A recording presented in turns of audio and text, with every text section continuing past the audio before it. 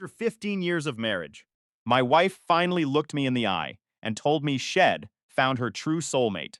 She said he was genuine spiritual, and that money meant absolutely nothing to him. I didn't scream, I didn't cry. binged.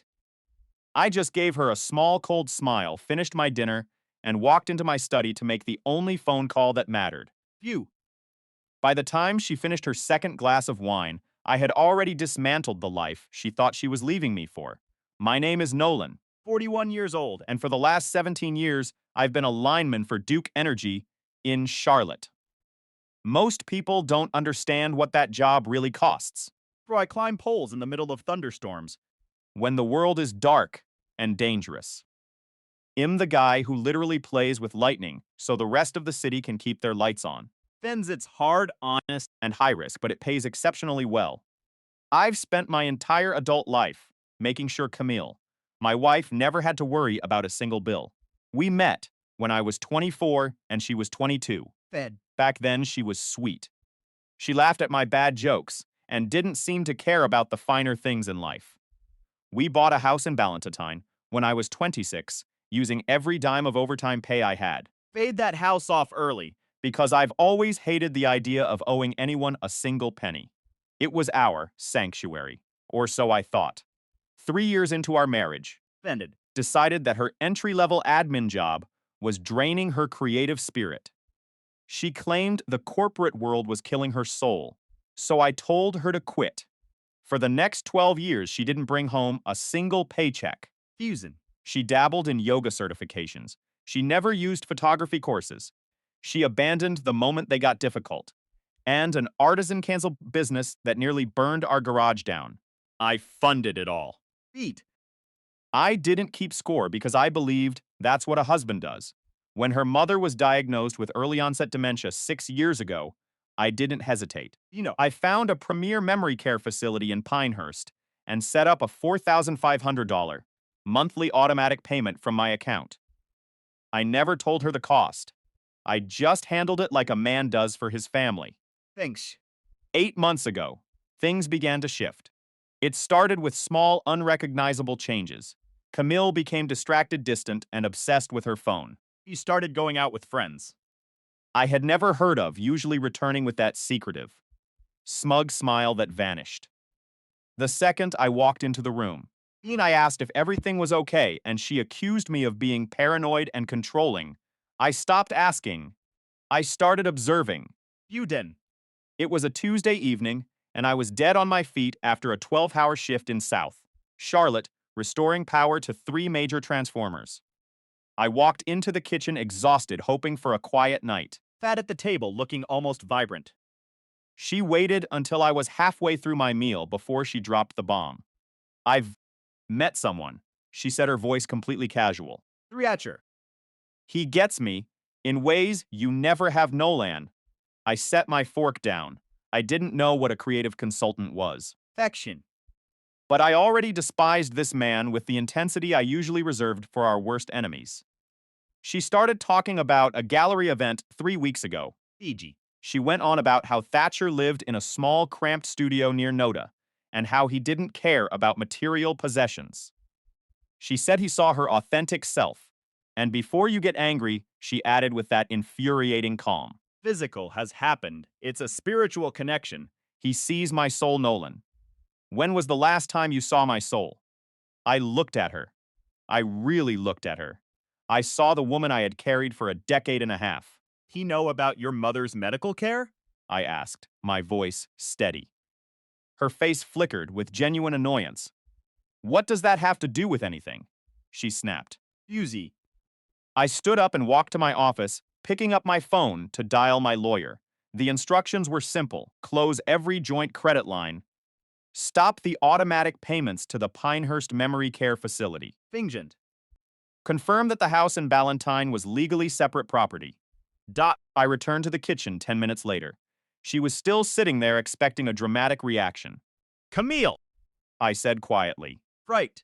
Thatcher sounds perfect for you, since he doesn't care about money. Sure hell, be thrilled to take on your mother's $4,500 monthly facility bill starting tomorrow. Her jaw dropped. What? Fant, just stop paying that. That's her life. No, I replied. That was my money.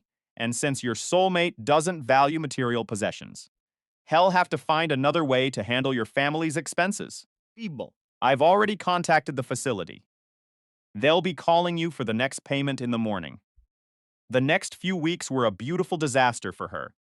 Thatcher, the creative soul, didn't have a dime to his name. Fix. When the bills started pouring in, not just her mother's, but her own, the spiritual connection evaporated faster than a summer storm in Gastonia. Feed. She couldn't afford the lifestyle she was used to, and Thatcher couldn't afford to keep her.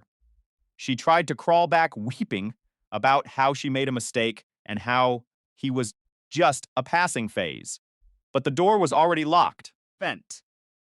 I had already filed for divorce, and the house was cleared of her belongings. She finally realized that her soulmate only loved the version of her that money supported. When the money stopped, the soulmate left. Thin. Living in the same house in Ballantine, the air feels lighter. I still fix power lines, and I still deal with the dangers of the job. But when I come home, the house is quiet and peaceful. Views. I learned that some people Don't know the value of what they have until they are forced to see the reality of what they don't. Camille found her soulmate, and he was exactly what she deserved. Nothing. for the first time in 15 years, I finally truly have everything. The anniversary dinner was meant to be a celebration of 15 years. Viewers. Staring at the woman I loved as she casually dismantled our life over a glass of wine. He truly sees my soul, Nolan, she whispered, her eyes glowing with that artificial hollow spark. Does he? Finged my voice. Steady, despite the hammer pounding in my chest. Does this enlightened soulmate of yours know about your mother's specialized care at the Pinehurst Senior Care Facility? He sighed. A sound of pure, unadulterated annoyance. What does that have to do with anything? You're always so fixated on logistics. It has everything to do with reality, Camille, I replied, leaning forward. Faction. I pay $4,500 every single month to ensure your mother is treated with dignity, rather than being discarded in some Staterin ward that smells of misery and neglect. Vision. You're just trying to make me feel small, she snapped, crossing her arms. It's not about the money, Nolan. It's about emotional growth. Fears that.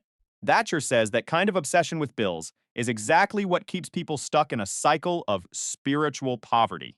I felt a cold, sharp clarity wash over me. Thatcher, the man who has never paid a mortgage in his life, I assume. He's evolved. Past such trivial things, she retorted. Right, evolved. I stood up, pushing my chair back with a soft keck scrape against the floorboards. I need to make a call. Ha! We're in the middle of a deep conversation, Nolan. Female. You are in the middle of a monologue. I have business to attend to. I walked into the home office, closing the door behind me. The silence of the room was a sanctuary. Pulled out my phone. And dialed Weston, the only person who had ever understood the value of a solid, practical plan. He answered on the second ring, his voice crisp. Weston here. Houston. I have 3 things for you, I said, looking out at the yard we had built. Together, close. All joint credit lines immediately terminate the automatic payment for Pinehurst Senior Care for Mrs. Feud. Harlow and file the documents to declare this house as strictly separate property. There was a pause on the other end, the kind of pause that only a seasoned lawyer makes when they realize the landscape has shifted. This about the soulmate Nolan. She found someone who doesn't believe in material things, West simply helping them live their truth. He chuckled, a dry, sharp sound. I'll have the wheels turning by 9 tomorrow morning. That you're certain about the medical payments? That will trigger an immediate crisis. I am entirely certain. Understood. I'll send you the updates. I walked back into the kitchen. He was loading the dishwasher. Humming a tune, radiating the sickeningly peaceful glow of someone who thinks they've escaped a cage without consequence. I'm glad we talked, she said, not bothering to look back. Worried. You'd make this difficult, but I knew you'd eventually understand that we both deserve to be truly happy. You're right, I said, my tone as calm as a frozen lake. We do. She turned, flashing me a genuine, radiant smile. Finned. I smiled back. I knew that in less than 14 hours, The world she had carefully curated would begin to collapse. Her cards would be rejected at the checkout. The facility would call about the missing payment. Used. And her non-materialistic enlightened soulmate was about to experience the raw, unfiltered reality of what happens when the safety net vanishes into thin air. Wednesday dawned bright and clear. For work at 6 moving with the precision of a man who has already settled his accounts. But, Meanwhile, Camille spent her day in a flurry of digital affection, Fegture. giggling at texts and hiding in the bathroom to just whisper with her new love, oblivious to the storm clouds gathering on the horizon. Fix. She left at 6 that evening, dressed to the nines, ready for a night of intellectual stimulation and expensive drinks. I didn't ask where she was going. I didn't need to. At 7:15, the phone rang. Administrator from Pinehurst.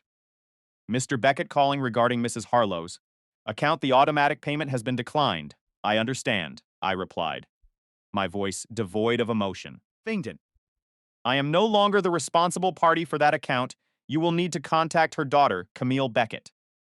I recited Camille's Snell number and wished her a pleasant evening. Then I sat down, made myself a sandwich, and waited. Phone began to vibrate against the table. At 8, missed calls. Aggressive texts. More missed calls. Fumulate like falling leaves. While I finished my dinner and picked up a book I'd been putting off for months. When I finally decided to call her back, her voice was a weapon trembling with panic and indignation. Did you do Nolan? Not sure what you mean, I said, leafing through a page. I did many things today. Which one are you referring to? My card was declined! Right in front of everyone at the restaurant. Facility called to say you'd stopped payments. For Mom, are you insane? I simply reorganized my finances. I answered, keeping my tone mild. You can't just do that without talking to me. Being Tykins. My money, Camille, all of it. A terrifying silence stretched across the line. Then her voice dropped, losing its sharp edge and taking on a hollow, desperate tremor. This isn't funny. Mom needs that facilitator threatening to move her. That sounds like a problem for someone who values non-materialistic connections over financial obligations, I replied. $4,500. I haven't worked in 12 years, and you know that. That's unfortunate, I said, closing my book. Sounds like something you should have considered before you announced your grand liberation. 50. There was no comeback this time. Just the heavy, suffocating weight of realization. Are you punishing me? She whispered. No, Camillem. Just letting you have exactly what you said. You wanted a life without my interference. We can talk about this. When I get home, we can figure it out. Sure, I said, staring at the empty house. Drive safe. I hung up, turned off the lights, and waited in the quiet. She came home. 2 hours later, her face blotchy and red. The image of a woman who had finally learned that the world doesn't run on soulmates, it runs on the things she had so arrogantly dismissed. The phone vibrated against the mahogany table like a trapped insect. I stared at the screen for a long moment before finally tapping the green icon. Hot!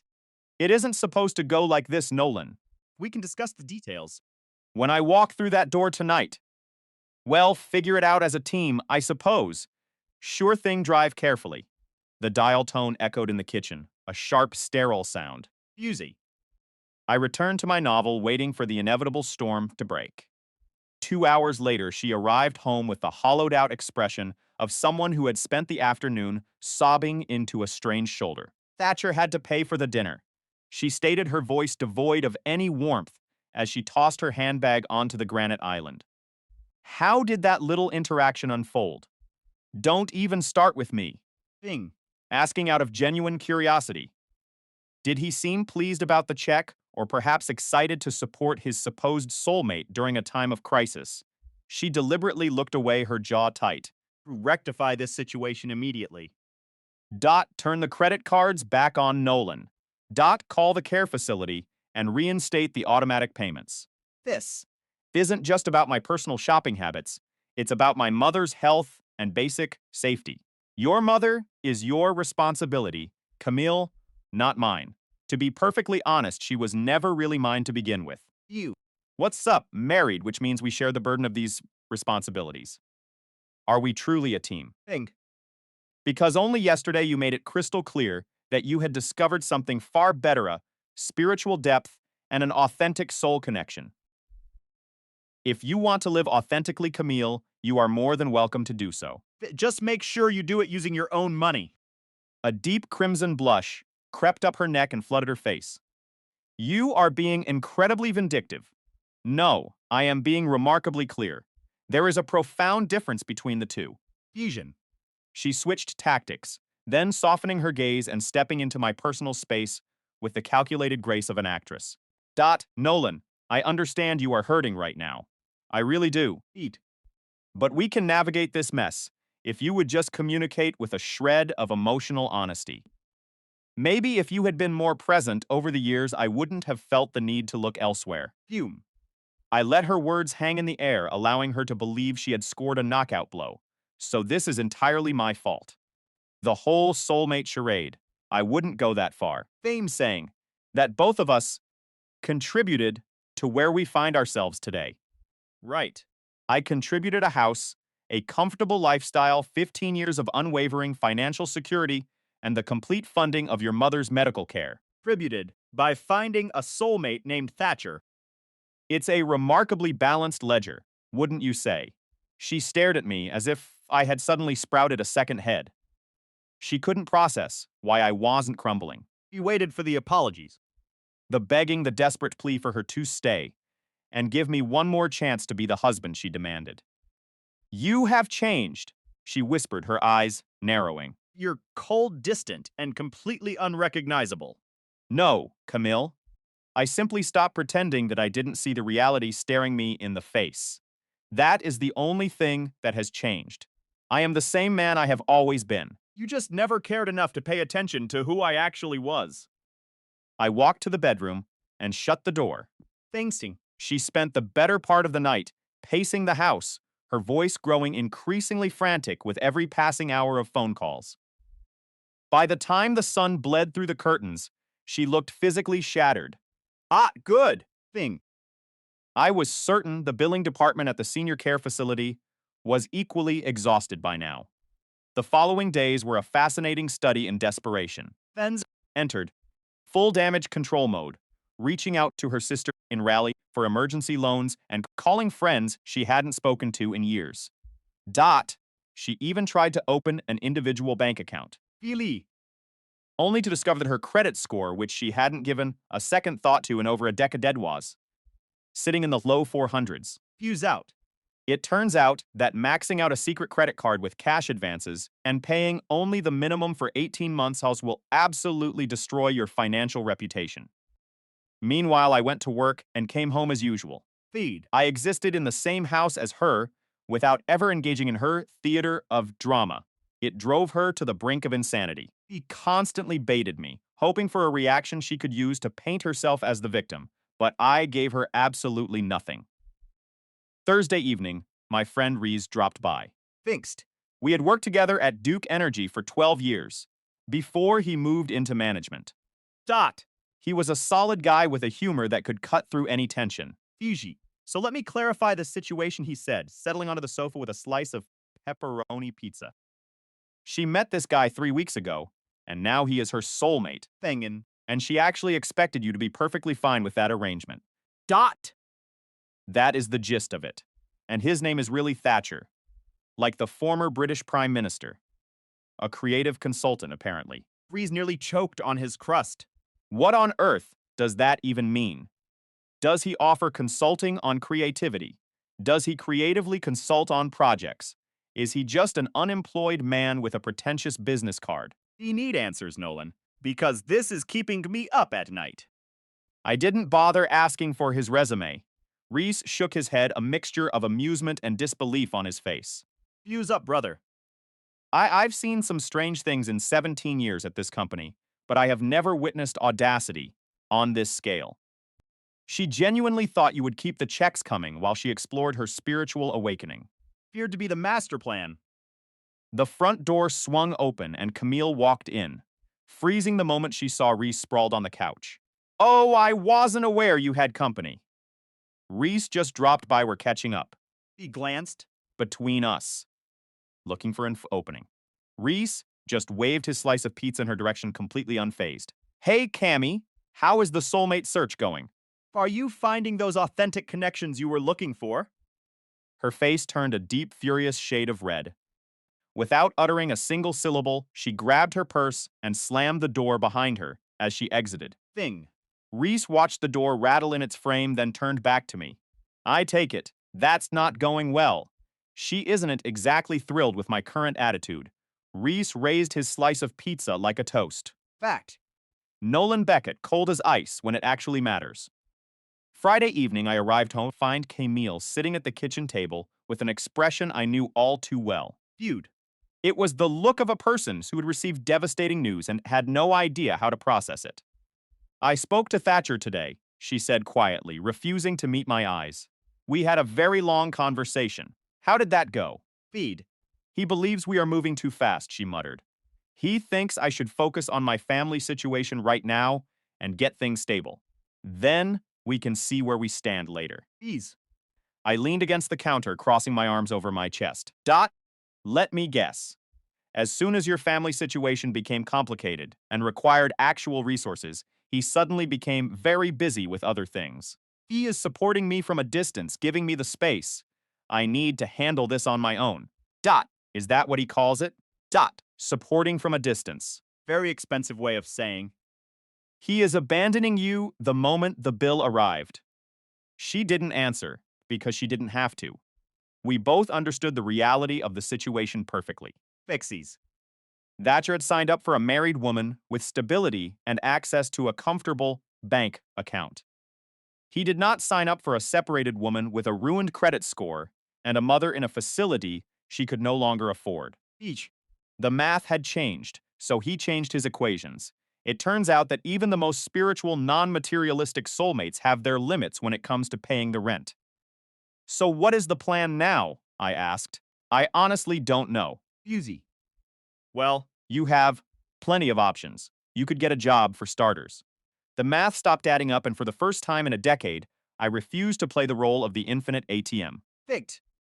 My soulmate woman I had worshipped for 12 years was currently staring at me with a mix of shock and icy entitlement. What now? I asked, my voice steady, stripped of the usual desperate need to please her. Feud. I don't know, she muttered, pacing the room like a caged animal. Well, you have choices, Camille, I said, leaning against the doorframe. Get a job, start supporting yourself, And handle your mother's care at Pinehurst Senior Care on your own. She whipped around, her eyes flashing with a familiar sharp annoyance. continued.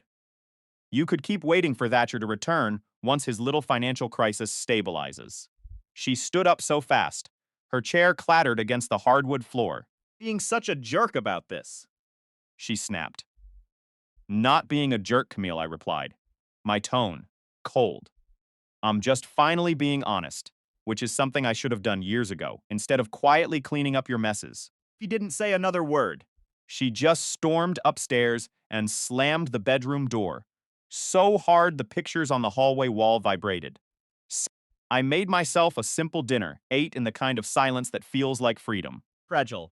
and realized how fragile a life becomes when you are the only one holding the foundation together. Fusion.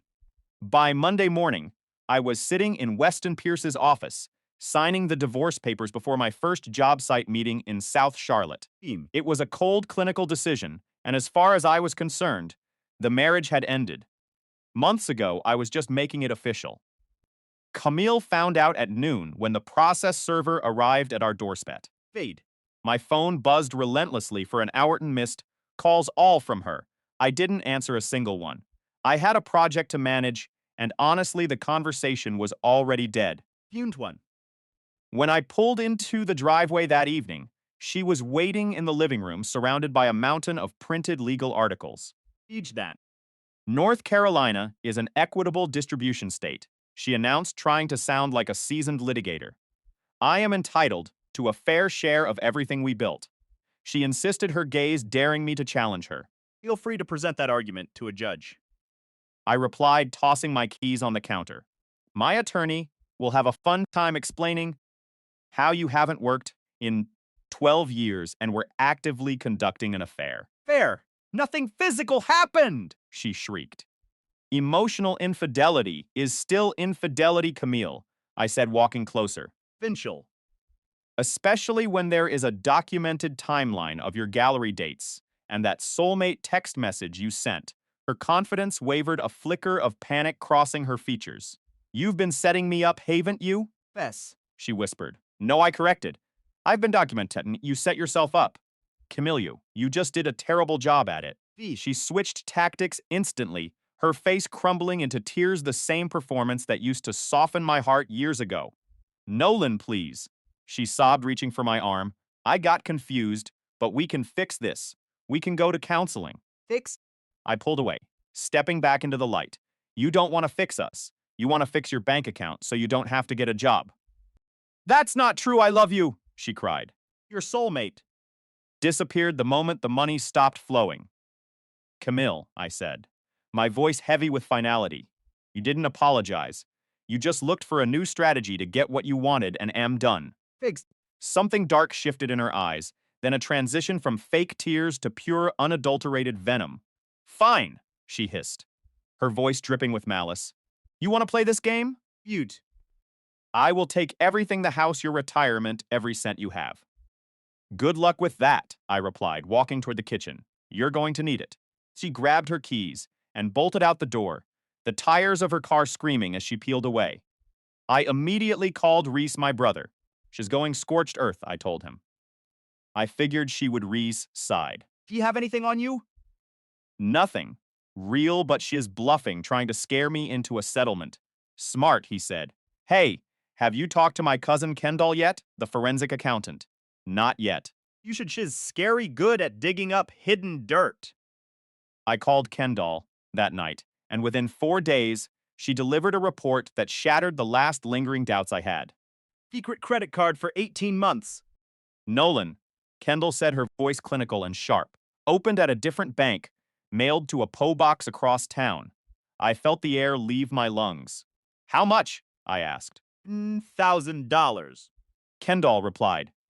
Cash advances, hotel charges across Charlotte, jewelry, none of which was for you. 18 months? I echoed, the reality of the long-term betrayal setting in. You was cheating. Long before Thatcher Nolan. She's been living a double life for a long time. Easy. I thanked her and hung up, sitting in the dark and realizing that the last year and a half of my life had been a carefully orchestrated lie. Thanked. A week later, Camille's high-priced attorney sent a 6-page demand letter filled with theatrical accusations of financial abuse and cruelty. Weston Pierce. My lawyer read the letter in his office and started laughing. You really has no idea what you have on her, does she? He asked, tapping the folder containing Kendall's report. She thinks she's the victim, I said, feeling a strange cold peace. You. Well, Weston smiled, leaning forward. By the time we're done in court, she's going to wish she had just asked for a divorce. The game was over, and for the first time in years, the math was finally starting to make sense. Things. The silence in the room was heavy, almost suffocating. As Weston closed the thick manila folder and leaned back in his chair with a smirk that felt like a death sentence for my ex-wife's case. Eat. He looked at me, his eyes sharp and analytical, and let out a dry, hollow laugh. She honestly has no clue how much ammunition you've gathered against her, does she? I shook my head, staring at the table. Finch. She doesn't even suspect the credit card records exist. Then her attorney is flying blind. Weston replied, checking his watch, and that makes this mediation a lot more entertaining than I expected. Vent. 3 weeks later, the day of the mediation arrived. Camille had been staying with her sister over in Raleigh, a displacement that felt like a permanent weight being lifted from my shoulders. For the first time in 15 years, My home in South Charlotte was actually a home, not a battlefield. fizzed. I spent those weeks sleeping soundly, running at dawn, and reconnecting with the person I was, before the marriage became a slow-motion car crash. Ebat. The night before the legal battle, Reese dropped by with takeout Chinese and a look of concern that he tried to hide behind a smirk. You feeling steady, man? He asked, popping the plastic lid off the lo mein. Feeling ready, I said. Feeling surprisingly hollow. You've got the smoking gun right here. 18 months of hidden spending, the secret account she's absolutely finished. I know. Thinked. I set my chopsticks down thus plastic, clattering against the plate. It's just 15 years, Reese. I thought I knew who I was coming home to every night. Turns out I was living with a stranger who happened to share my bed. Thing you. Reese leaned back, his expression softening. Bah! Some people are just world-class actors, man there. Born with a mask glued to their face, it doesn't make you blind, it just makes her a predator. Is that supposed to make me feel better? I asked, looking at the floor. Nope, but it's the honest truth. The mediation room at the firm downtown was sterile and gray, smelling of cheap coffee and aggressive cologne. Thanks, T. Camille walked in like she was attending a gala, wearing an expensive new outfit and enough makeup to mask the tension radiating off her. Her attorney. A man with a watch that cost more than my first car walked with the swagger of someone who expected an easy victory. Weston and I sat opposite them, lean and ready. Thanked. Camille's lawyer opened the show, leaning into his practiced manufactured outrage. He painted Camille as a fragile flower, a victim of my coldness. You. A woman who sacrificed her professional dreams to nurture a marriage that I had allegedly destroyed. He spoke about emotional trauma, lack of support, and the injustice of our separation. So Weston let him build his castle of lies. Bingen. Then he reached into his bag and pulled out the truth. He started with the bank statement's 12 years of records, showing me paying for absolutely everything. Each. The mortgage, the utilities, her mother's care, the groceries, everything had come from my accounts, from my sweat and labor. Then the bomb dropped. Eeg. Mrs. Beckett quit her job 3 years into the marriage, citing a need to pursue her creative spirit. Weston said, his voice cold and precise. Since then, not a single penny of income was contributed by her side. Face. Went from a confident pink to a ghost-like white in seconds. Weston slid the credit card statements across the polished wood table. Bigtund. And here he continued, our 18 months of charges for items that never entered our home. The room went silent. My client was. She had no knowledge of this account. Her attorney stammered, looking for a way out. Really? You. Weston countered, sliding a signature page forward because she signed for every single one of these monthly payments. Camille leaned over and hissed something into her lawyer's ear. Thing. I could see the panic flooding her eyes, the realization that her easy money had just evaporated into thin air. Kendall, my junior associate, leaned forward, opening a tablet. Cross. Referenced the location data for these purchases with her personal calendar, she said calmly. Fond. It turns out on every Tuesday and Thursday afternoon times, she claimed she was at a yoga class. She was actually shopping at boutiques across the county. Camille's mask didn't just crack, it shattered. This is an invasion of privacy, he shrieked, standing up. This is illegal. It's called discovery, Weston said, not even blinking, and it's proof of financial misconduct. The attorney signaled for a recess. Unit. They left the room, and for the next 15 minutes the hallway echoed with the sounds of their argument.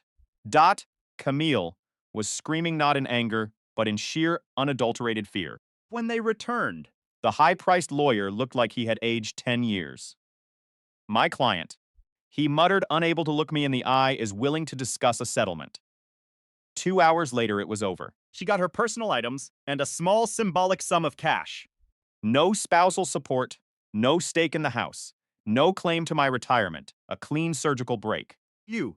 She signed the papers with a trembling hand, her eyes downcast, refusing to look at me even once.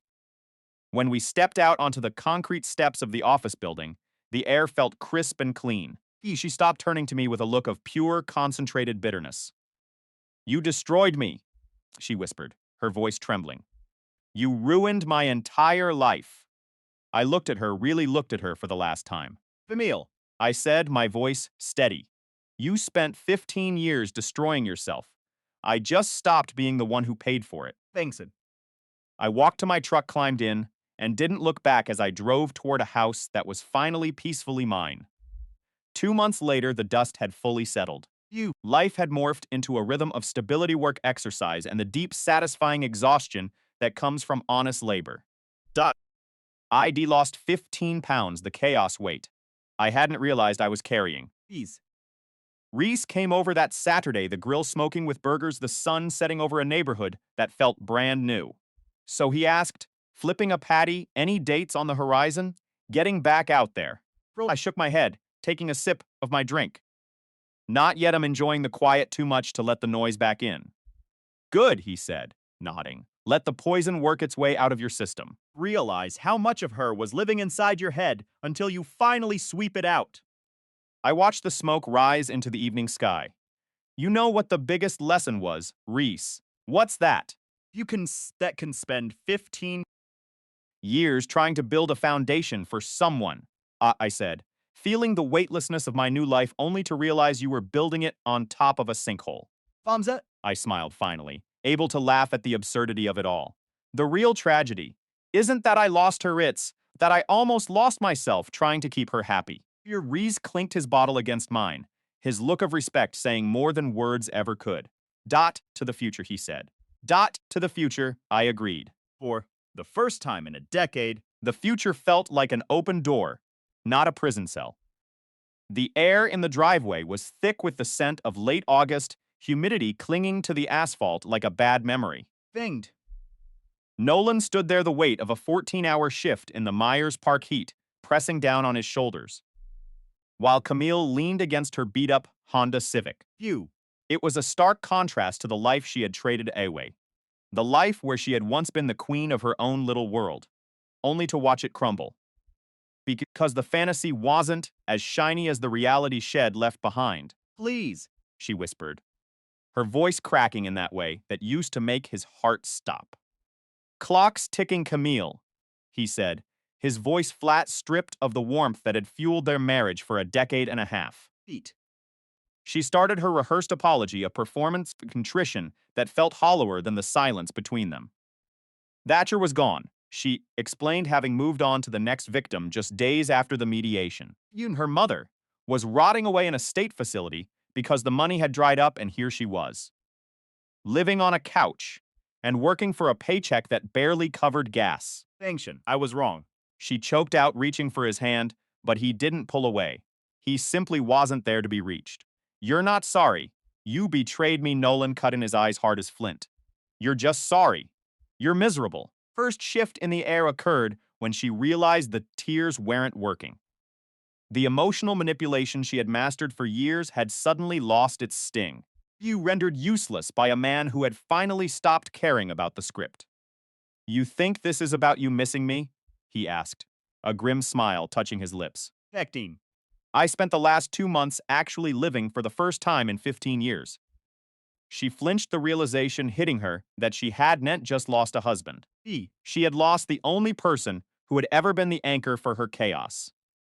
The second shift occurred when she tried to pivot, moving from begging to bargaining. You telling him how much she had changed and how she could be better this time.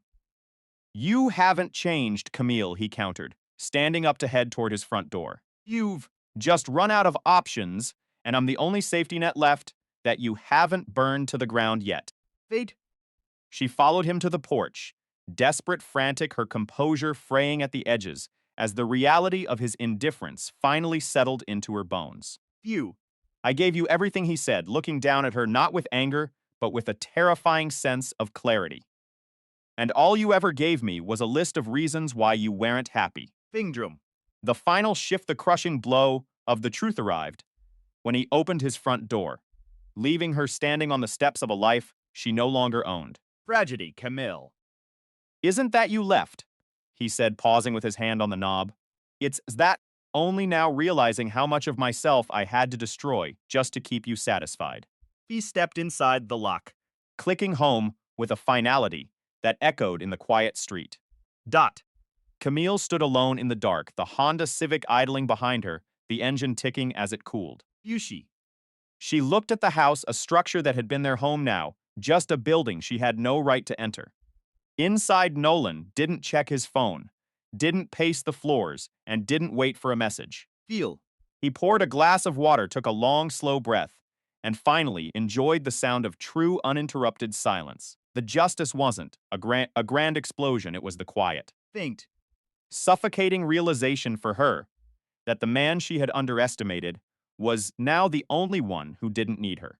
She got back into the car, the headlights sweeping across the empty driveway. Fingdet. and drove away into the night, leaving behind the ghost of a woman who thought she was the main character, only to find out she was just a visitor in a life that had moved on without her. You. The next morning, the sun rose over South Charlotte, bright and indifferent. Nolan made his coffee, felt the morning breeze on his face, and for the first time in his adult life, He didn't look at the clock. didn't worry about a crisis, and didn't remember her name. The story was over. The debt had been paid in full, and he was finally completely free. Vecti. The silence in the living room is so thick you could cut it with a knife. Camille sits across from me, her hands trembling as she fiddles with her wedding ring. Really her. Look at her and realize the anger I carried for months has just evaporated. I'm not furious anymore. I'm just relieved. Camille looks up, her eyes wide disbelief, written all over her face. 15 years, Nolan. And that's all you have to say. I lean back, crossing my arms, feeling the weight of the last decade finally sliding off my shoulders. Pod. 15 years where I carried the world on my back, Camille. Bring. I handled the accounting, the house in Myers Park, the endless stress of your mother's care at Pinehurst. You were busy chasing shiny fantasies, weren't you? You took care of yourself while I took care of everything else in our lives. When Thatcher appeared, with his hollow promises and his high-end suits, you didn't just leave. You treated me like a contingency plan, a backup. Face turns pale. I never thought of you as a backup, Nolan. I stand up my chair, scraping harshly against the hardwood floor. Don't lie, Camille. Figured no matter how things turned out, with Thatcher I'd be here. Waiting like a loyal dog. You expected me to be the safety net when your little adventure hit the rocks. Freenan. She opens her mouth to protest, but the words die in her throat. She knows it's the truth. I walk over to the window, watching the rain start to fall over South Charlotte.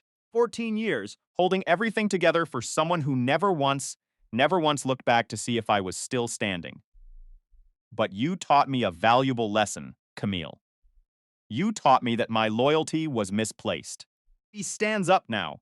Her voice rising, dripping with that old familiar arrogance. You think you're so much better than me now, the great self-made man. You're going to end up dying alone, Nolan. Ever going to put up with your cold, clinical approach to life? I turn around, offering her a thin, genuine smile. Maybe. It's a possibility. But if I die alone? I'll be dying in a house that's paid for, in a life that I built with my own 2 hands. There are worse ways to go. She shakes her head, her face twisted in a sneer. You are absolutely pathetic. Fingent. I point toward the driveway where her expensive car is currently blocking my path. You're still blocking my truck. Back up 10 feet, get off my property, and let's call this finished. We're done, Camille. Yushi. Her shoulders slumped, the bravado suddenly draining out of her. Her eyes glass over, not with love, but with the realization that the game is truly over. I really thought this would work. She mutters more to the empty air than to me. Bring the thump. I practiced this speech for 2 hours on the drive from Gastonia. I had every word calculated to bring you back. I know you did. That's actually the saddest part of all of this. Beads. You spent more time rehearsing your apology than you did actually caring about the damage you caused. She walks slowly to her car, her head hanging low. She climbs inside the engine, roaring to life, with a sound that feels final. Few. I pull my truck forward, giving her the space she needs to escape. As she shifts into reverse, she rolls the window down, trying for one last jab. You're making a huge mistake, Nolan. You're going to regret this. You mean? I just smile, a deep, peaceful feeling settling in my chest. She peels out of the driveway tires, screaming against the asphalt, leaving nothing behind but the smell of burnt rubber. Thing. I walk back inside my house, listening to the absolute beautiful quiet. Camille thought she found her soulmate, but she ended up losing everything in the process. I lost a wife, yes, but I found myself. The empty chair. Where she sat, I know the truth. I got the better deal. And for the first time in years, I can finally breathe. Easily trade you for someone much hotter and more successful. Tonight, she whispered, her voice laced with that familiar, stinging arrogance. We were standing in our living room, the air thick with the smell of cheap perfume. You. and the heavy silence of a betrayal that had just been dragged into the light. I didn't yell. I didn't cry. I simply looked at her, saw the pathetic, hollow ego staring back, and smiled a slow, genuine smile that seemed to confuse her more than a screaming match ever could. I leaned in and replied, "You know, Nora, let's find out if that's actually true. Hey, Reddit, grab some popcorn. This story isn't just about a breakup. It's about watching a narcissist realize they aren't the main character in everyone else's movie. It started about a year and a half ago. I was 33, working as an industrial designer, steady life, decent savings, and honestly a bit too naive for my own good. I met Nora on a dating app, and the initial spark was an inferno. She was stunning. Beauty. The kind of girl who turned heads even when she wasn't trying. We spent our first few weeks tethered to our phones, exchanging texts until 2:10 a.m., fueled by that intoxicating early stage adrenaline. First date. At that quiet Italian bistro downtown felt like a movie scene. 3 hours of conversation that didn't stutter once. She kissed me first, and by the end of the month, we were official. Perfect. But there was a subtle rot in the foundation from the start. She loved the attention she got from other men, and she'd often recount these little encounters to me, watching my face to see if it'd crack. One night, 4 months in, Speak about those hypothetical hall passes, you know. that stupid game where you pick a celebrity you'd be allowed to sleep with. I tossed out Jennifer Lawrence, trying to keep it light. Nora, dead serious, said. Ryan Gosling, of course. Then she looked at me with this terrifying cold sincerity and added, honestly, I don't think there are many guys, celebrity or not, who would actually say no to me. I laughed it off. But the sound died in my throat. That wasn't self-confidence. That was a dangerous, unchecked entitlement. A month later, I was dragged into the Lion's den, a dinner with her circle. There was Olivia, the bitter, Fest. divorced friend who treated sarcasm like a personality trait. Natasha, a woman who treated gossip like a competitive sport. And Maeve, the influencer who lived behind a phone screen, documenting a life that was mostly filtered. They looked at me like I was a charity case. Industrial designer, Olivia scoffed, her tone biting. That sounds so predictable and safe. It was a code word for boring. When they found out we met on an app, they mocked the audacity of me, even swiping right on her. Nora didn't defend me. She just sipped her wine and joined in the laughter. I realized then that they didn't just dislike. Methy had collectively decided. Accessory. A temporary fixture in Nora's curated world. Things stayed civil on the surface, but the rot began to spread. Her phone became a guarded fortress, screen always face down. Work hours grew longer. He's more erratic. October hit, and the late nights became a systematic cycle. Monday, client issues. Tuesday, catering disaster. Wednesday, the classic traffic excuse. I didn't confront her. I didn't need to. The digital ledger. Dates, times, and those flimsy, paper-thin excuses. Then came the night she walked in at 9:15 p.m. on a Wednesday, glowing with a secret smile. Hey, Nora, good day? I asked from the couch. She jumped. Looking like a deer in headlights. Oh, yeah. Long but productive, she stuttered. What kept you? Just. Grabbed a drink with a coworker, she muttered, not meeting my eyes. Oh, yeah? Who? Just Brad. You wouldn't know him. First time his name had ever surfaced. And the way she dismissed it was so calculated, so casual, that it chilled me to the bone. For 2 weeks, Brad became a ghost I couldn't pin down. I stayed silent. Demanding every lie. Then, at a dinner party at Olivia's, the facade finally shattered. Maeve was scrolling through her feed and blurted out, Nora, you and Brad were absolute fire at that conference last week. Photos are all over the company page. The room went deathly silent. Nora turned pale, her eyes darting to me. I just took a slow sip of my wine and smiled. Conference photos? I asked, my voice calm, almost polite. To see them. I didn't wait for her. I pulled up her company's social media on my own phone, and there they were, photos of them not working, but intimate, close, indisputable. The table went quiet. Tried to scramble.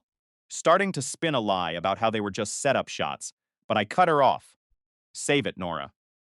I stood up, reached into my pocket, and threw my keys on the table. Tracking your Brad excuses for weeks. I didn't come here to argue. I came here to tell you that the apartment lease is in my name, and you have until tomorrow to pack your bags. Olivia tried to interject. Edward, Don't be so dramatic. I turned to her. You said I knew my role, Olivia. You were right. My role was being the guy who funded your dinners while you mocked me. That role is over. The aftermath was glorious. I didn't fall apart. I renovated the apartment. I focused on my health, and 3 months later, I started dating someone. Odd ID met through a mutual professional contact model. Intelligent, private, Then the exact opposite. of Nora's vapid circle. When Nora found out, she went ballistic. She texted me, calling me insecure, saying I'd never find anyone better than her. I replied with one photo. Me and my new partner at a gala. Leaked into her circle. Maeve, who lived for drama, couldn't help but post about it. Nora's own friends turned on her because they were jealous that I had upgraded while Nora was left scrambling for Brad. To be a dead end. Fling. Her little social empire collapsed under the weight of her own lies and the jealousy of her best friends. Nora tried to reach out twice more desperate, crying. Being. I didn't even read the messages. Some people think revenge is about getting even. It's not. Revenge is becoming the best version of yourself and leaving them to watch from the sidelines as you succeed without them. Being feud. Nora wanted a trophy, but she lost a man. And the best part, I never even had to raise my voice. Justice doesn't need to shout to be heard. It just needs to be lived. The air in the living room was thick. Suffocatingly still. Nora stood there, clutching a towel, her vibrant smile replaced by a mask of confusion that didn't quite reach her eyes. Hey babe, how was work? She asked. Her voice light, practiced, and utterly hollow. Bent. I looked at her, really looked at her, and for the first time, I didn't see the woman I'd shared a bed with for 3 years. Cruise it. I saw a stranger who had been auditioning for a role in my life while living a completely different script behind my back. We need to talk, I said, my voice sounding foreign even to my own ears, cold and detached. Taste. Her face shifted, the casual ease evaporating as she sensed the sudden temperature drop in the room. About what? She asked, sitting down on the edge of the sofa, keeping a calculated distance between us. He didn't answer. With words. I simply unlocked my phone, opened the gallery of screenshots I had spent hours obsessing over, and slid the device across the coffee table toward her. She picked it up, her movements fluid, Dismissive. until her eyes hit the first image. Then, the second, then, the 10th, her hands began to tremble, a frantic, rhythmic shaking that made the screen blur against her palms. The blood drained from her face, BT. leaving her ghostly, a stark contrast to the lively woman who had been singing in the shower just minutes ago. By the time she reached the message about me being just a roommate who pays half the bills, she stopped scrolling entirely. Her gaze snapped up to mine, desperate and wild. Edward, wait, this isn't what it looks like, she stammered, her voice cracking in a performance of sudden artificial terror. I remained silent, Things. watching her, letting the weight of her own words settle into the silence between us. Okay, she tried again, her composure fracturing further. Yes, Brad and I have been talking, but nothing physical happened, I swear. Felt a sickening wave of pity, not for her, but for the version of me that had trusted her. These messages are we were just joking around. You know how we get, she pleaded. I stared at her, unblinking. Absolutely nothing. Okay, fine, she blurted out, changing her tactic as she realized the first lie was falling apart. We kissed a few times, but that's it. I was confused. I made a mistake. I still didn't say a word. Edward. Please? Just say something, she cried, her voice rising in pitch, trying to bait me into a fight, into a negotiation. We're done, I said, the words hitting the air like a gavel. You're not staying here tonight. She froze, her eyes widening in genuine shock, as if the concept of consequences never occurred to her. What? She whispered, her voice barely audible over the thrumming in my ears. You need to leave, I repeated, My tone as firm as iron. Pack what you can carry, Nora. She stood up abruptly, her face turning from pale to a flushed, angry red. You can't just kick me out, she shouted, her voice laced with indignation. This is my place too, Edward. I looked at her calmly, my pulse steady for the first time in weeks. No, Nora, I said clearly. The lease is in my name, and it has been since the day we moved in because your credit was a disaster. Remember, She opened her mouth, then closed it, the logic clearly hitting her like a physical blow. You're overreacting, she hissed, shifting back into the gaslighting rhythm shed used so many times before. Let me explain. thinking clearly. No. I cut her off, stepping toward her. If you refuse to leave, I'll call building security, and if I have to, I'll call the police to escort you out. Her eyes blazed. This is emotional abuse, Feet. she spat, trying to flip the narrative, trying to make herself the victim once again. You're just trying to punish me for a lapse in judgment. I didn't respond to her accusation. Fend. I walked past her into the bedroom and began pulling her clothes from the closet, throwing them onto the bed in a heap. She followed me, hovering at the door, her voice a desperate, manic melody of excuses. Being so controlling right now. She screamed. I didn't mean any of it, you know. I love you. I just made a mistake. We can fix this. I stopped, holding a handful of her dresses, and finally looked her straight in the eyes. Make a mistake, Nora. I said, my voice low and devoid of anger, just pure, crystalline truth. You made a series of choices, and today you're just reaping the consequences of every single one of them. She fell silent, For the weight of the moment. finally crushing her. The game was over, and for the first time in months, I could finally breathe. This is a complete original script designed for high-retention storytelling. Things say. They a betrayal. It's like a mirror it shatters, and no matter how hard you try to glue the pieces back together, you'll always see the cracks. I stood in my living room, watching the woman. Beam. I thought I was going to marry pack her entire life into a suitcase. She wasn't crying because she was sorry. She was crying because she'd lost her safety net. And in that moment, He's the most dangerous person. isn't the one who stabs you in the taw back. It's the one who convinces everyone else that you were the one holding the knife. She followed me into the bedroom, You. her voice trembling her. Maybe just practiced. Edward, please.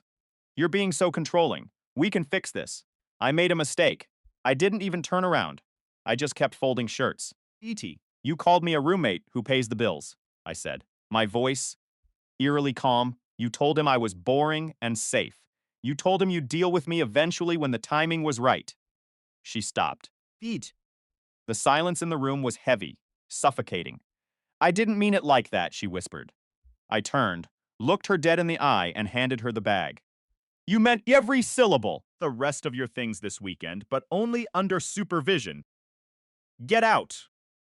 She pulled out her phone, her hands shaking not from heartbreak, but from the frantic need to control the narrative. Within 2 minutes, You team was in motion. Nasha was coming to pick her up. Olivia offered her a place to crash. Medivh was on standby. It was a synchronized dance of toxic loyalty. Can I just stay until they get here? He pleaded. Her voice turning pathetic. It's cold outside. The lobby, I said, pointing to the door. Now. She looked at me one last time, waiting for me to break, to apologize to Cave. I didn't. Think. I opened the door and stepped aside. When the door clicked shut, I didn't just lock it, called a locksmith before sunrise. By 10 p.m., my phone was a war zone. Unknown numbers. Dozens of them. Fim, you're really going to destroy us over one mistake. One text read, Men always overreact, another chimed in. I didn't reply. I didn't argue. They simply screenshotted every single word and dropped it into a folder labeled evidence. Then I hit block. By midnight, I had blocked 5 different numbers. But the real show was just beginning. Olivia messaged me. Playing the role of the concerned friend. Edward, she's devastated. Can you just talk to her? I sent her one. Screenshot the one where Nora called me a boring roommate. Silence. Then a block. I cut them all off. Nora. Fosh, Maeve, Olivia. I erased them from my digital life like a virus. The fallout, the social media war. The next morning, the passive-aggressive campaign went live. Maeve posted a story. Some people would rather punish than forgive. Normalize grace and growth. No names mentioned. Just enough to make everyone ask, who are they talking about? By noon, the Whisper network was buzzing. Friend. Connor called me, his voice hesitant. Hey man, I heard things got heated, that you kicked her out in the middle of the night. I sighed. Connor, did they tell you why I kicked her out? Fed. It was a misunderstanding about some texts. A misunderstanding? I laughed. That's their word for 4 months of infidelity while she planned my replacement. I have the screenshots, Connor. The line went quiet. Guild was crumbling. One phone call at a time. Dot. When the Innocent Victim Act stopped working, the mask finally fell off. Dot. The texts from the unknown numbers got sharper, colder. Finding. Someone who puts up with your boring routine. One read, I settled for you, Edward. You should be the one who's grateful. I screenshotted those too. Insurance, because I knew they weren't done. They moved to the social media Face the Reply Speak posts about toxic masculinity and fragile egos. People unfollowed me. People stopped liking my posts. I didn't fight it. I let the weeds grow, Fierce. waiting for the right moment to pull them out by the root. Then they went for my career. A calendar invite popped up. Chat check-in. No context. I walked into that office knowing exactly what awaited me. Figs them. The HR rep sat there, professional and calm. This is just protocol, Edward, she began, sliding a printed thread of social media posts across the desk. It's been brought to our attention that there are Fiend. concerns regarding your conduct in your personal relationships. I sat back, folded my arms, and let them finish their speech. They thought they had me. They thought I was just a controlling, fragile man. Forgotten one thing. She has sent those final, abusive, mocking texts from her own Deseth one, linked to the evidence folder ID been building for weeks. I placed my phone on the desk. Before we continue, Fed. my voice steady, I think you should see the entire thread, including the part where my ex-partner and her friends decided to coordinate a targeted harassment campaign against my reputation. Fiction. The look on the HR rep's face shifted from protocol to shock as she scrolled. The smear campaign wasn't just drama. It was documentation of a woman who had lied, cheated, Beakfee.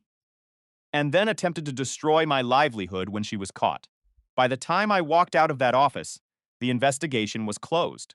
Attempts to frame me had backfired so spectacularly that Shed essentially handed me the keys to my own vindication.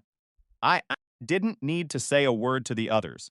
The truth has a way of rising to the surface. Especially when you stop trying to keep it down. I walked out of the building, into the cool air. No more excuses. No more drama. Just the silence of a life reclaimed. They wanted a war. Beamed it. They didn't realize they were fighting someone who had already finished the game.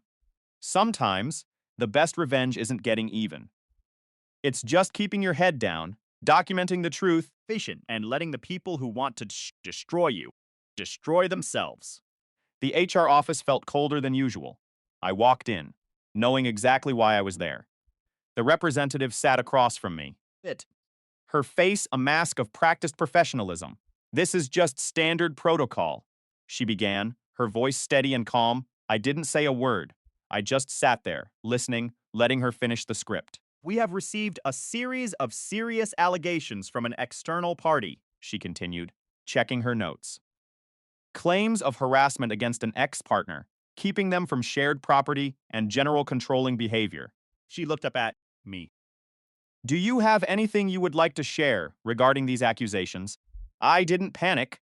I simply pulled my phone from my pocket and unlocked the evidence folder I had prepared. Everything documented. I said, placing the screen in front of her. First, there's the initial message from Ashley, where she confessed to the affair and provided proof. Second, Here is a screenshot of Nora. admitting I was just a roommate to her, and that she wanted to keep both of us. And finally, a list of harassment attempts from Nora. Including 5 different burner numbers. She used to contact me after I made it clear we were finished. Oh, and here is a text from Olivia, trying to guilt-trip me into talking to her. The representative scrolled through the files. Her expression shifting from skepticism to genuine concern. Thank you for this, she said finally. This is incredibly helpful context. Beanzine. I will note this in the report and follow up with you shortly. Understood, I replied. In the meantime, I advise you to cut all contact and continue documenting any further interference, she added. Already. Ahead of you on that, I told her. A few days later, the report was closed with no further action required. I sent a quick text to Connor. If anyone asks, I'm fine. If they push a story, I'm not playing their game. Thingy. They had tried to ruin my reputation, and they had failed. But something still nagged at the back of my mind. How did they always know where I was going to be? I had been careful. I hadn't posted a single thing online. Decided to run a test. I planned to go out for drinks on Thursday night, but I told 3 different people, 3 different locations. Connor got the quiet out-of-the-way coffee spot. Roman got the trendy new brewery downtown. Then Ironside. Derek, an acquaintance from Nora's work circles, got a sports bar near the stadium. I only went to the coffee shop with Connor. At 8:30, my phone buzzed. It was a text from Roman. Bro. Guess who just walked in here filming with their phone? It was Ironside, the exact location only Roman knew about, which meant Derek was the leak. I finished my coffee in total silence, drove home. Waited until 10 o'clock. Then, I typed a single message to Derek. 3 plans, 3 people. You were the only one who knew about this location. Lose my number. I blocked him before he could even start typing a lie. Fixed. 2 months later, the high school reunion invitation landed on my desk. I almost tossed it in the trash, but some friends convinced me it would be good to get out for a night. So I went. I walked in late, grabbed a drink, And stood near the name tags. 2 girls from my graduating class were whispering nearby. Is Melody coming? One asked. I don't know. She's incredibly busy, the other replied. Did you see her latest campaign? She's a real model now. Not just Instagram, but actual magazine covers. I remembered Melody. Tall, composed, always naturally cool. We had shared a few classes, but we were never close. I heard she's single. First girl whispered. Please. She's probably dating some A-list actor. The other laughed. I moved to the bar, keeping my back to the room. The conversation in the hall suddenly dipped. I turned slightly. Here she was. Melody walked in. Posture perfect, her face neutral yet radiating a certain warmth. She scanned the room, and for a split second, her eyes locked with mine. Her breath hitched. Bing. Her hand gripped her phone tight, and a smile flickered across her face before she quickly reset her expression. I saw it. I didn't react. 20 minutes later, she drifted over to the bar. Edward? It's been ages. Melody? Yeah. It really has. We caught up on the basics, but she kept mentioning small, specific details about my life from a decade ago. You used to bring those homemade lunches, right? Your mom made the best sandwiches, she said. You. Her voice dropping to a softer tone. And you were in that design elective, the one where you built that lamp. It was too specific to be casual. Then, someone nearby mentioned Nora's name, referencing an old prom story. Melody's entire face hardened. Her jaw clenched, and her eyes turned cold for a second, before she smoothed her expression over and changed the subject. Later, I stepped outside for some air. I could see Nora's little crew gathered near the photo booth through the glass. They were huddled together, watching Melody, with Olivia talking animatedly while Natasha regarded on her phone. I stood in the shadows. Bend. The door clicked open, and Natasha stepped out. She froze when she saw me. Edward? Wow, I didn't think you'd be here. Yeah, I said, cold and short. She glanced back inside toward Melody.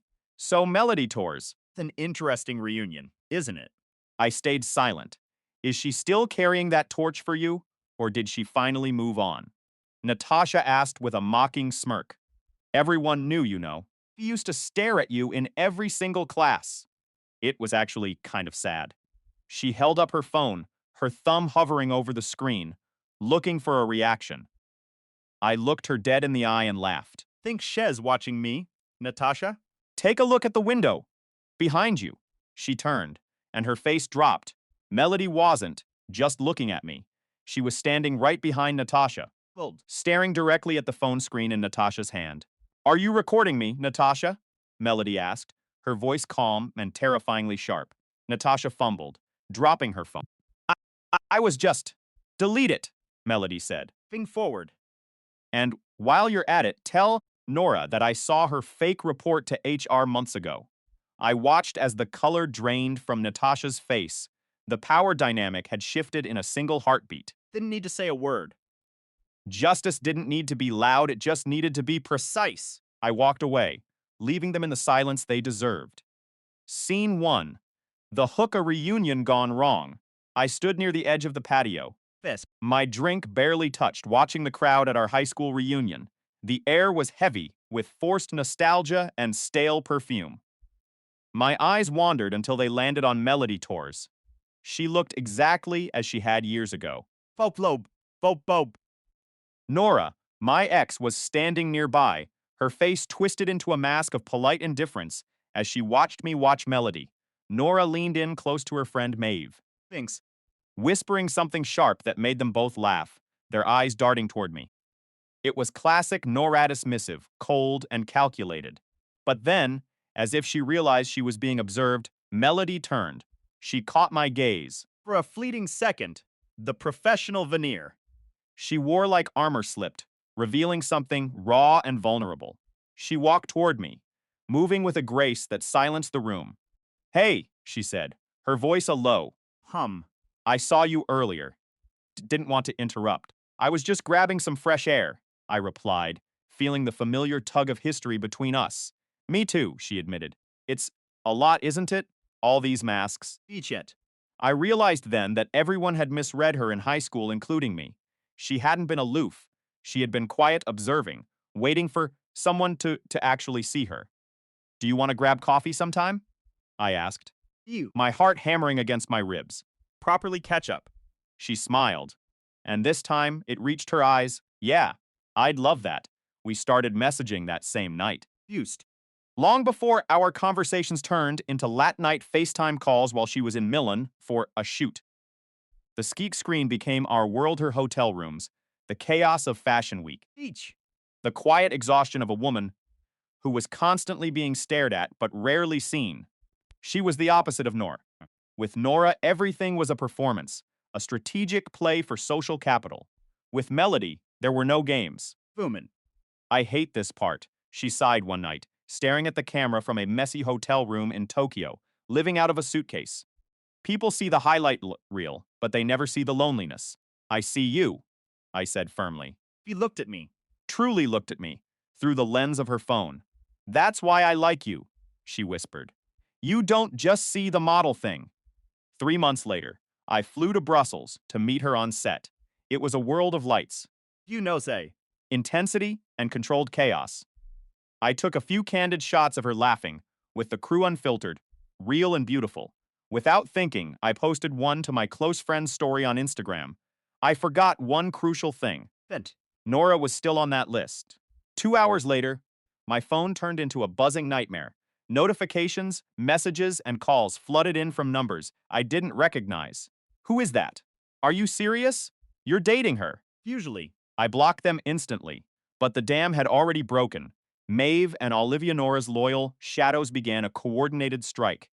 They created a dozen fake accounts, flooding Melody's professional posts with subtle, toxic barbs. Be nice to have everything handed to you. One comment read. Hope he likes being your next victim, another hinted. It wasn't just online anymore. Natasha, another of Nora's inner circle, Diesel. tried to stage a coincidental runin at a restaurant where she knew we'd be. She came over, phone camera already recording, trying to bait us into a confrontation. How does it feel to be the other woman, Melody? She sneered. You. Her voice loud enough for the whole room to hear. I stood up, my voice cold and steady. You're making a scene, Natasha. Leave, or I'll have the manager remove you. She looked stunned, then frustrated, and stomped out. But the campaign against us was just getting started. The real blow came via email. Melody received a message from a high-end skincare brand she'd been working with for years. Hi, Melody. Phasm. We've received multiple reports regarding controversy surrounding your personal life. Could you please provide context so we can address this? My blood ran cold. They were trying to ruin her career. Binked. They weren't just attacking her heart, they were attacking her livelihood. Dot.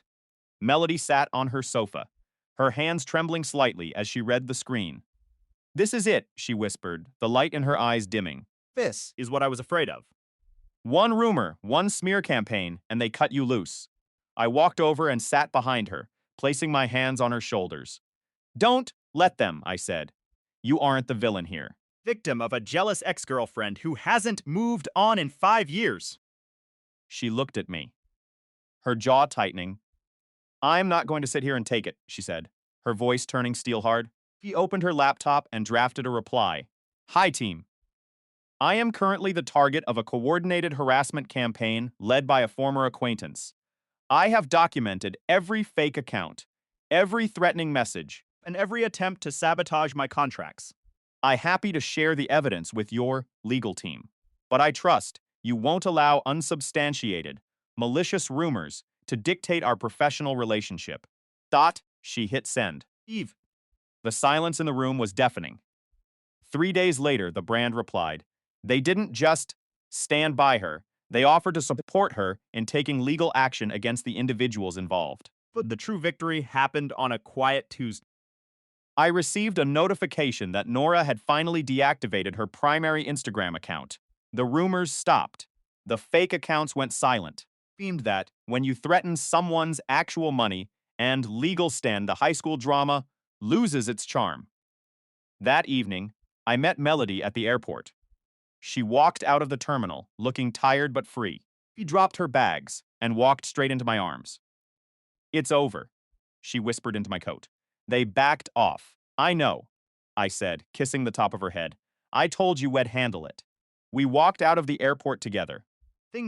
Leaving the noise of the past behind us. The storm had passed, and for the first time in a long time, the only story that mattered was ours. Nora, Maeve, and the rest were just shadows in the rearview mirror now. And we were finally moving forward, into the light. This industry operates on nothing but smoke and mirrors, but you eventually have to call things by their real names. The brand finally backed off, Realizing they were being played. but that evening, she called me, and the sheer exhaustion in her voice tore me apart. I need you to handle this, Edward, she whispered. I simply cannot live under her shadow for one more day. Either. She stops this harassment, or we force her to stop. I'm tired of looking over my shoulder every time I step out the door. I'll take care of it, I promised, and I meant every word. That was when Ashley reappeared in my inbox. A notification popped up on Instagram. Hey, Edward. I heard from some mutual friends that Nora is still spiraling. I have even more messages between her and Brad if you need them. Texting him again. Desperate to reconnect. But she's telling everyone you two had a mutual amicable breakup and that she was the one who pulled the plug. I showed the messages to Melody. She looked so tired, her eyes dimmed by months of stress. Does this ever actually stop? She asked. It will, I said, though I was starting to realize I had to be the one to force the conclusion. 6 months after the reunion, Venya. had a high-profile campaign launch in the heart of the city. It was a major event, filled with industry elites and press. She invited me as her plusone. I almost declined, fearing Nora would inevitably find out, to let her control my life anymore. We arrived together, walking in with our heads held high. Halfway through the night, I saw them. Nora, Olivia, Natasha, and Meave, all 4 of them. Farrant on the list. Yet they had somehow talked their way past the security. I leaned in and whispered to Melody, keeping my voice low. She tensed up, her posture stiffening, but she kept her expression perfectly composed. Succinct. What do you want to do? She asked, her voice steady. Nothing, I said. They are only here to provoke a reaction, and we aren't giving them one. We moved to the opposite side of the room, mingling with guests and acting as if they didn't exist. But I could feel Nora's gaze burning into us from across the floor. Suddenly, Natasha made her move. She marched straight up to Melody with her phone raised. Recording every second. So, Melody, how does it feel to be a homewrecker? She sneered. Melody didn't flinch. She just looked at her with a calm that unnerved the group. You're going to want to leave, Melody said, Firm. her voice quiet but firm. I'm just asking a question. Natasha spat back. That was when Nora stepped up, invading Melody's personal space. You always did this, Nora said, her voice trembling not from nerves but from raw, Fed. boiling rage. Even back in high school, you'd just exist, and everyone would fall at your feet. You never had to try, never had to work for anything. You just showed up, Fail. and the world handed you everything on a silver platter. Salt Melody's face remained neutral, but I saw her jaw tighten as she held back her own anger. I don't know what you're talking about, Nora, Melody said coldly. Yes, you do, Nora screamed, drawing eyes from across the room. You made me feel invisible my entire life, and now you're doing it again. You took everything from me. I didn't take anything from you, Melody countered. You took him. Voice finally cracked. You knew we were together, and you swooped in just like you always do. I stepped between them, my heart rate slowing as I found my resolve. Calm, quiet, and absolutely firm. Together. I said, looking Nora dead in the eye. You cheated. And I left, and that happened long before Melody, and I even spoke. Nora's eyes snapped to mine, wild with denial. You were already thinking about her. She spat. You were just waiting for an excuse to dump me. You have 5 seconds to walk away before I call security, I said. You're being so dramatic, Edward, she scoffed. First. There the phrase she had used to gaslight me a dozen times. But this time, it didn't work. Natasha laughed nervously, still holding her phone up. You're not going to do anything? She taunted. You-ho. I pulled out my phone and dialed the head of security. I didn't break eye contact as I reported the situation. 2 men in suits were at our side in less than a minute. I explained the harassment, the fake accounts, Vexed. and the sabotage, showing the timestamps as proof. They escorted all 4 of them toward the exit. Nora tried to shout, but security silenced her instantly. Natasha tried to keep filming, but they blocked her phone. Feed. The whole ordeal lasted less than 3 minutes. Once they were gone, Melody let out a long, shuddering breath. That was intense, she whispered. They're done now, I said. How can you be so sure? Because Natasha just filmed security, removing them for harassment, and that is not the image she wants to portray. Maeve's brand is all about positivity, and Olivia's whole persona is being the victim. This doesn't fit their narrative. Use it. They'll turn on each other before the week is out. I was right. 3 days later, I received another message from Ashley. I thought you'd want to see this, she wrote. Natasha sent these to Brad.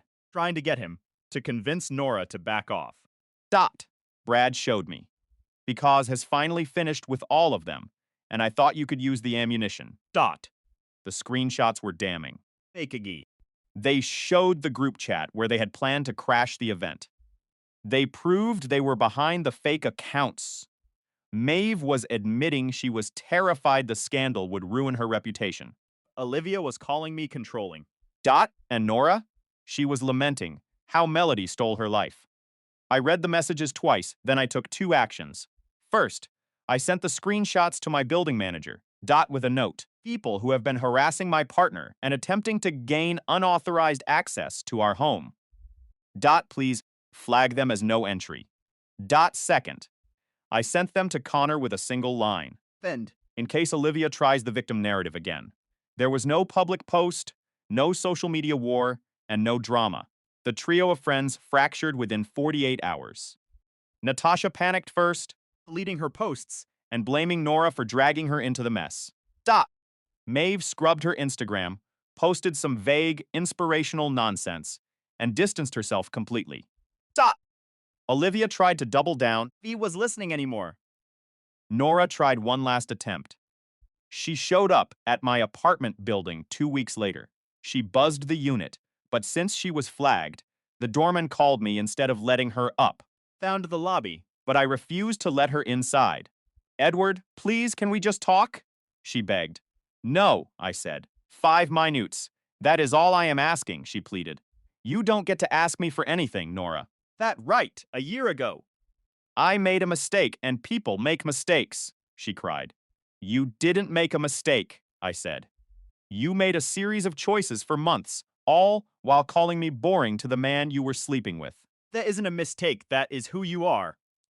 That's not fair, she sobbed. You're right. It isn't fair to me. But I am done caring about what's fair to you. You need to leave. Are you really going to choose her over me? He shrieked. I'm Not choosing anyone over you, I said. I'm choosing myself over you, and there is a massive difference. She started to break down into tears, but as I turned away, I felt nothing but a profound sense of peace. faced. Then her face changed, and I knew it was finally over. Hey, Reddit, have you ever realized that the person you gave your entire world to was just waiting for you to become a project they could renovate? My name is Edward. For 4 years, I was the supporting character in a movie where Nora was the only lead. I thought love was supposed to be a partnership, but Nora, to her, love was a leverage. Fuse. It was a cold November evening when the walls finally came down. I remember standing in the lobby of our apartment building, watching Nora pack the last of her belongings into a taxi. She turned to me, her eyes narrow, Blinked. the classic manipulative flick of her hair signaling. She was about to make this my fault. You're really going to throw away 4 years, Edward, she sneered. Because I decided to have a little fun while you were busy working? Fragile. I felt a strange, quiet calm wash over me. For years, I had shrunk myself to fit into the box she built for me. I looked at her, truly looked at her.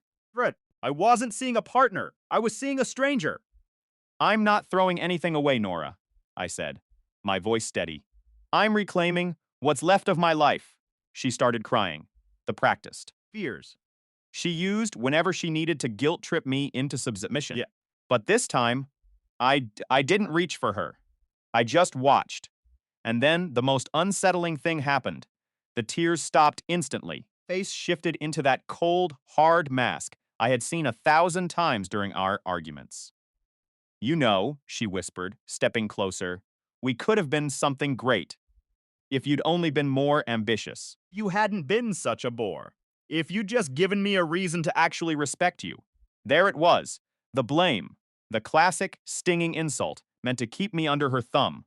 I didn't flinch. Instead, vest. I looked her straight in the eyes and mirrored her tone. The exact one she used when she ignored my feelings for months. You're being so dramatic, Nora, I said, repeating her favorite dismissive line back to her. Face went completely white. Seeing her own weapon turned against her was the exact shock she needed. Don't contact me again, I continued, feeling the weight lifting off my chest with every word. Don't show up here. Don't send your friends to check on me. You are done having access to my life. I walked back inside the building and didn't look back. The silence in the apartment wasn't lonely. It was peaceful. You might wonder, Really moving on. the truth is I had already found Melody. Melody wasn't a game player, while Nora spent our relationship comparing me to every successful guy on Instagram. He was the one who actually asked how my day was. When the industry pressure hit Mewen, I was drowning in deadlines and stress. Melody didn't call me weak. She showed up with coffee and an ear to listen. Funds told me. I'd never find anyone like her, and she was right. I didn't find anyone like her.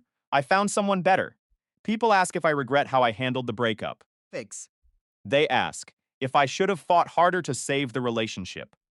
My answer is always the same. You cannot fight for a person who has already decided you aren't worth the effort. Ben. You cannot offer forgiveness to someone who isn't sorry for what they did, but only sorry that they were finally caught. I have no regrets, just hard-earned lessons and a life that is finally truly my own. Guys, Thanks. we are so incredibly close to hitting that 100,000 subscriber milestone on this channel.